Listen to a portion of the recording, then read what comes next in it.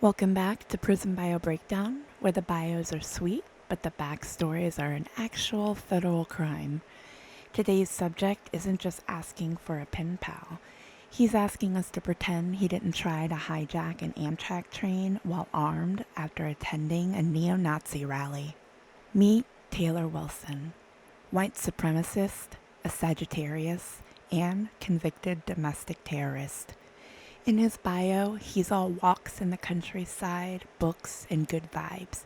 In real life, he was found screaming, "I'm the conductor, bitch," while trying to stop a train with 175 people on board. Yeah, this one's gonna need a full breakdown.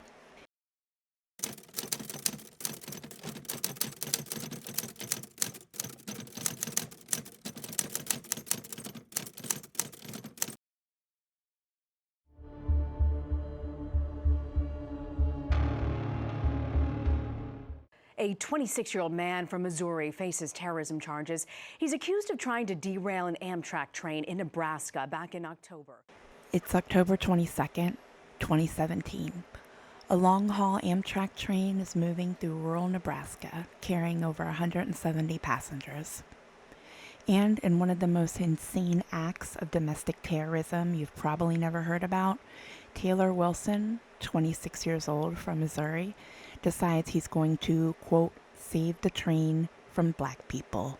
Yes, that is an actual quote. He told deputies he thought he was rescuing the train from black people. Spoiler alert, there was no threat. Just a train full of normal passengers until Taylor burst into a secured engine compartment and pulled the emergency brake, plunging the train into darkness and panic. While the train was passing through Oxford, Nebraska, it is reported that Taylor was heard arguing with a black passenger. Around 2 a.m., Taylor breaches a secured area of the Amtrak train's second locomotive and activates the emergency brake, causing the train carrying 175 passengers to stop abruptly. Witnesses say he was, quote, playing with the controls, shouting about being the conductor, and yelling things like, "What are you gonna do, shoot me?" while attempting to reach for the .38 caliber handgun tucked in his waistband. Oh, and he had a speed loader, more ammo, and several weapons in his backpack, including a knife, hammer, respirator mask, and tin snips. When conductors and passengers tackled him, Taylor fought back, making erratic statements, laughing, raging, and completely terrifying everyone on board. Conductors stated, quote, he continually egged them on with profanities, wrestling with them, and tried to reach for his weapon several times. A conductor placed a 911 distress call.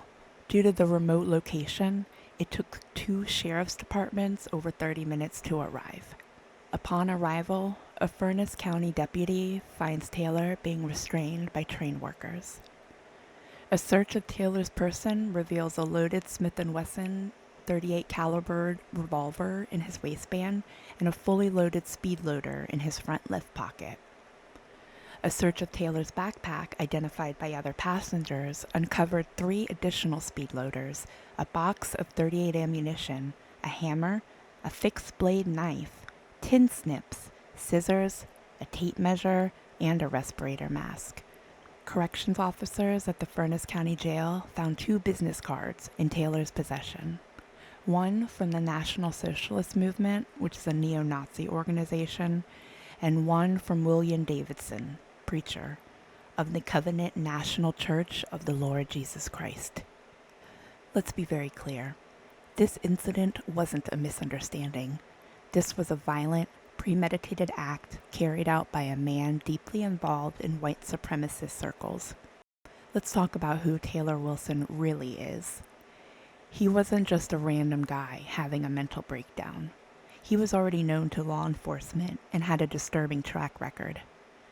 Back in 2016, he was a suspect in a road rage incident where he allegedly pointed a handgun at a black woman in Missouri. That case went inactive only because the victim could not be located. By 2017, his roommate reported that Taylor had joined a neo-Nazi group through white supremacy forums online. He bragged about attending the violent Charlottesville rally and made chilling statements about wanting to, quote, kill black people. Taylor's ex-roommate suspects Wilson and his white supremacist group even participated in putting up, quote, whites-only signs at local businesses. After the train incident, the FBI searched his home, and what they found was horrifying.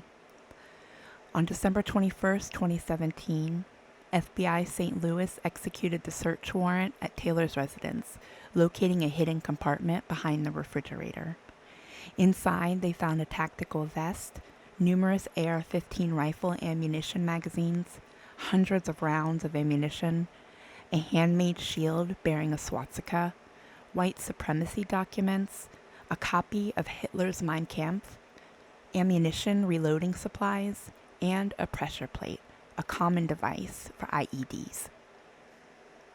Taylor's father, Michael Wilson, arrived during the search and after consulting with his attorney, provided agents with 15 firearms, some illegally modified and many with serial numbers that were, quote, altered or obliterated.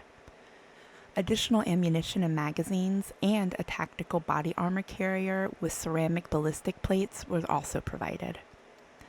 An FBI search of Taylor's phone revealed a video of a white supremacist banner on a highway overpass they believe he put up, and PDF files of manuals such as 100 Deadly Skills, The Anarchist Cookbook, and Poor Man's James Bond.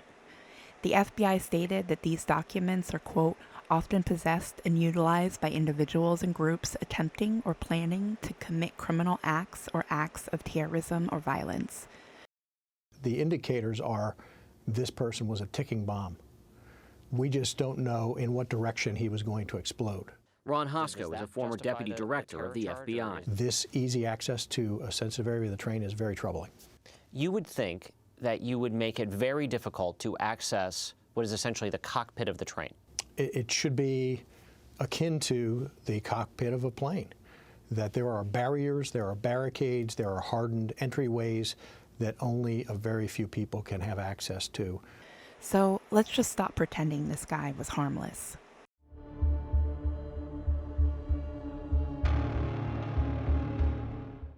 Taylor's bio on WriteAPrisoner.com reads like a dude who just got back from a yoga retreat in Sedona. Let's check it out. Hello, I am a fun-loving Sagittarius who loves to laugh. Family is the most important thing in my life. Friends are a close second. I enjoy good food, interesting conversations, and walks in the countryside. I visited a few countries, most recently Germany and Switzerland, and have traveled twice to the Bahamas. I try to read at least one book a week, mostly nonfiction about business, personal development, biographies, and history. Some goals of mine when I am released are owning a farm, running a business, and spending time with friends and family. I prefer dogs to cats and would like to have a few horses. I value independence and freedom and am fairly optimistic and open to new people and ideas. I am also a very spiritual person and believe in right and wrong.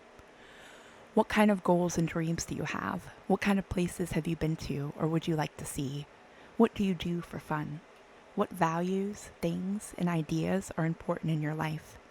What does a typical day look like for you? Why are you writing to a prisoner? If you want to know more about me, ask. I look forward to hearing from you. Also included are 2 photos. A response in whatever form would be greatly appreciated. Thank you very much. Sincerely, Taylor Wilson. Where to start with this one? I'm a fun-loving Sagittarius who loves to laugh. I value independence and freedom. I'm open to new people and ideas. Really, Taylor? You're, quote, open to new ideas? Like racial equality? Or the idea that maybe you shouldn't pull a gun on train conductors? I'm a very spiritual person and believe in right and wrong. How convenient. Because everything about your actions, from the illegal gun stash to the racial slurs to the act of terror, screams that you knew exactly what wrong looks like and chose it anyway. But wait, there's more. In court, he said, my actions that day had nothing to do with the ideologies I bought into. I never had the intention of hurting anyone. I did not have any hate or ill will toward anyone on that train. Excuse me, what? So the white supremacist literature, the armed break-in, the loaded gun, the video of a banner supporting hate groups on your phone, none of that was ideology. You just tripped and fell into a domestic terrorist plot? Taylor's lawyer originally tried the old, he might not have been mentally aware defense. Let's unpack that. Because just before the attack, Taylor told a cellmate he had dropped LSD. So you're telling us he tripped acid, broke into a locked part of a train, pulled the brake, had a loaded gun and extra rounds on him, but somehow that's not intentional? Even without the ideological motives, which again are stacked to the ceiling, the preparation alone makes it clear this was deliberate. You don't pack ammo, knives, and a respirator mask by accident. In 2018, Taylor pled guilty to 2 federal charges: violence against the transportation system and possession of an unregistered short-barrel rifle. He was sentenced to 14 years in federal prison with no option for parole. Judge John Gerard called him a, quote, gun-toting, angry white supremacist. And honestly, that's putting it mildly. In his petition to enter a plea of guilty, he states he, quote, hit the emergency stop on an Amtrak train with passengers on it with a concealed gun and also had illegal weapons in his home. So he is still not taking responsibility for what his plans were or who he actually is as a person. Not accepting responsibility or trying to skirt around the crime you actually committed just shows a lack of remorse, in my opinion. Taylor Wilson wants you to see a reformed, thoughtful man who just wants to walk in the countryside, maybe pet a horse or two, and vibe with your worldview. But his real legacy is pulling the emergency brake on a passenger train while carrying weapons, screaming hate, and fantasizing about violence. The pen pal bio, it's branding. The spiritual values talk, PR spin. And their quest for connection, it's bait. Taylor Wilson didn't just take over a train. He is trying to rewrite his identity. Don't fall for it. Would you write to Taylor Wilson? Thanks for watching Prism Bio Breakdown. Have thoughts about this episode? Drop them in the comments below. Hit like, subscribe, and share if you're here for deep dives, red flags, and receipts on Prism Bio Breakdown, where the bios are sweet and the crimes are sour. See you next time.